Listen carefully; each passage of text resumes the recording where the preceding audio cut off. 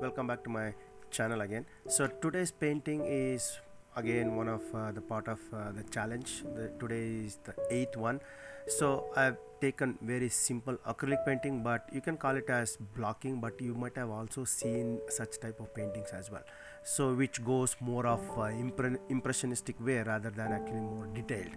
So before we get into if you are new to this channel, hit that like button, subscribe and share with your friends and family so that it encourages me, and as well as it helps YouTube algorithm so that this video can be found by people like yourself. So let's continue.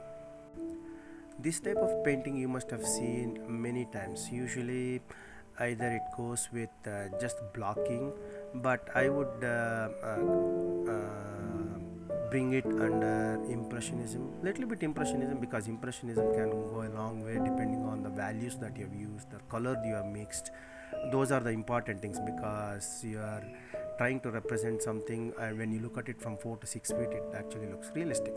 So now this painting is I would call it as a very beginner painting, bigger brush and even one small round brush as well. But the main thing is understand a little bit of reflection of that wreckage of the boat, which is just near it's just stuck in the mud. Water receded somewhere backwards and then far away mountains, very punching colors. So if anyone who is out there who is looking for very punching color painting, so you can actually try it out. There are many other paintings on my channel as well, you can try them out as well. Punching colors are there, even with watercolor is there, even with acrylic as well.